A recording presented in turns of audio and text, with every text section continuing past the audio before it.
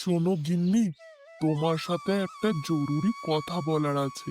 এত চিন্তায় কি ব্যাপার বলো তো? কি হয়েছে? তুমি কি জরুরি কথা আমায় বলতে চাও? বলো, আমি শুনবো। আমাদের মোমবাতি তৈরির কারখানাটা বন্ধ হয়ে যাবে শুনছি। কি করে যে এরপর সংসার চালাবো কিছুই বুঝে উঠতে পারছি না।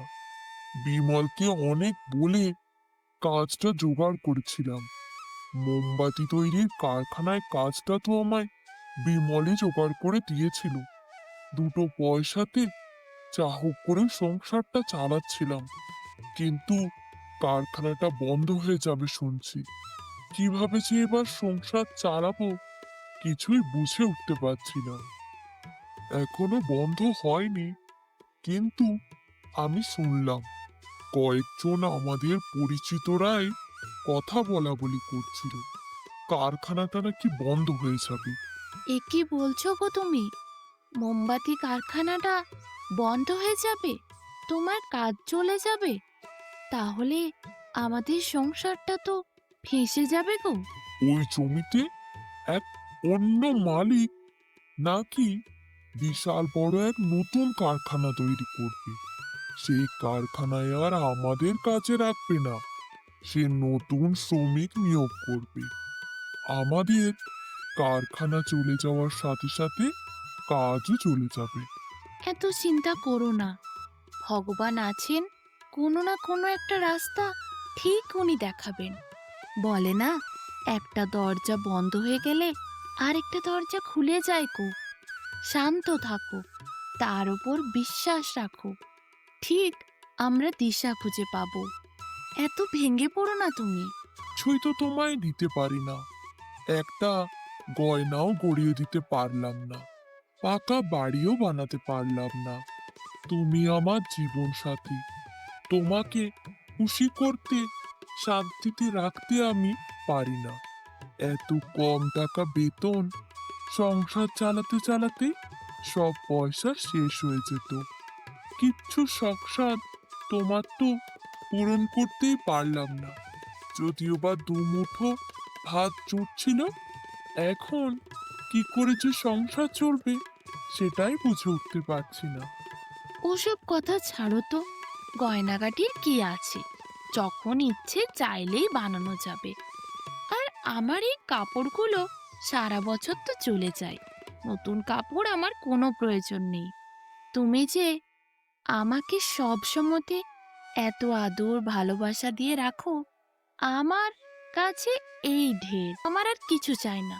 তোমাকে এত দুঃখ করতে হবে না, এত চিন্তাও করতে হবে না। আমি তোমার মুখে এত দুঃখের ছাপ দেখতে পারবো না। এত চিন্তা করার কোনো প্রয়োজন নেই। একটা না একটা পথ ঠিক বের হবে।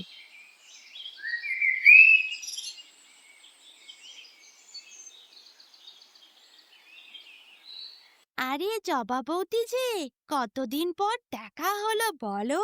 কেমন আছো গো? ভালো আছো? কি আর বলবো, ওই চলে যাচ্ছে। তা তোমরা ভালো আছো তো? আর বলো না, আমাদের ওপর দিয়ে যা ঝড় গেল। আমার স্বামীর তো কাজ চলে গেছিল। তারপর আমাদের পথে বসার মতো অবস্থা। শেষে সে সিঙ্গারা তৈরি শিখলো। সিঙ্গারা তৈরি করা ভালো করে শিখে পাশের গ্রামে এখন ব্যবসা করছে। সংসারের অবস্থা আবার আমাদের ফিরে এসেছে। আর কি যে বলবো, সে যে কারখানায় কাজ করত, সে কারখানাও বন্ধ হয়ে গেল। তারপর আমাদের অবস্থা, সে কি দুঃখের দিন গেল, আর কি বলবো। তারও কারখানা বন্ধ হয়ে গেছে। আমাদের গ্রামের সব কারখানাগুলো এক এক করে কেমন বন্ধ হয়ে যাচ্ছে। আমার স্বামীও বলছিল তারও কাজটা আর বেশি দিন থাকবে না। তার মোমবাতি কারখানাটাও বন্ধ হয়ে যাবে। বলো কি, দাদারও কাজ যেতে বসেছে? হ্যাঁ, ওই মোমবাতি কারখানা তো বন্ধ হয়ে যাবে শুনছিলাম।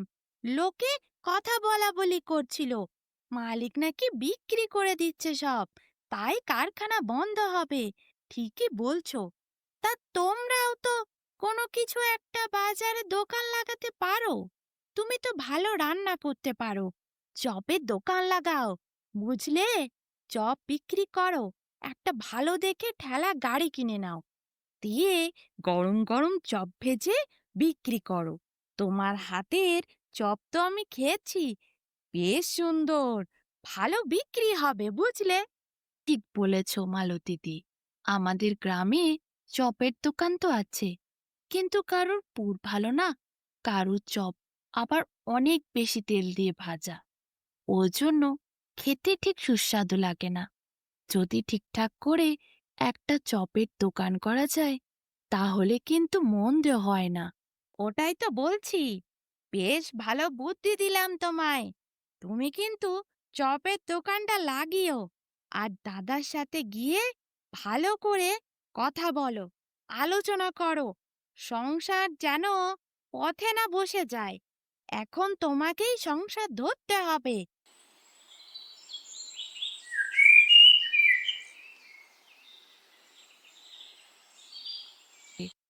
আজ মালতীর সাথে দেখা হয়েছিল। ও বলছিল ওর স্বামী নাকি পাশের গ্রামে সিঙ্গাড়া বিক্রি করে এখন। তারও কারখানা বন্ধ হয়ে গেছে, তাই সিঙ্গাড়া বানানো শিখে সে এখন পাশের গ্রামে গিয়ে বেশ ভালোই ব্যবসা শুরু করেছে। আমি ভাবছিলাম, রান্নাটা তুমি মোটামুটি পারি, চপটাও ভালো বানাই।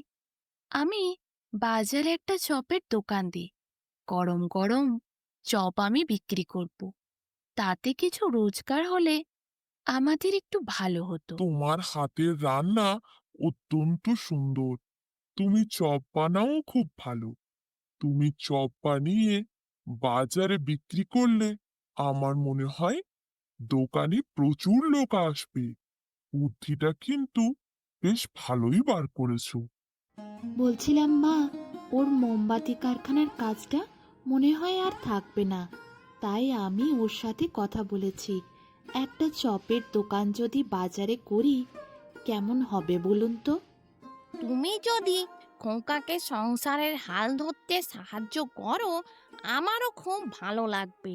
তোমার এত কাজ সংসারে, চপের দোকান করতে গেলে তুমি তো এত কাজ করতে পারবে না।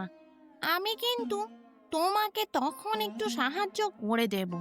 এমনিতে তুমি তো আমাকে কোনো কাজই করতে দাও না, সব তো একা হাতে সামলে নাও।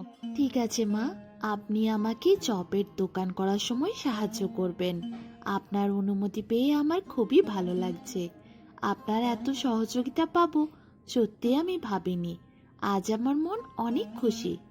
গরম গরম চপ, 2 টাকায় চপ, চপ খাওয়া মুড়ি দিয়ে মজা করে করে, চপ নিয়ে যাও গো চপ, গরম গরম চপ, 2 টাকার চপ।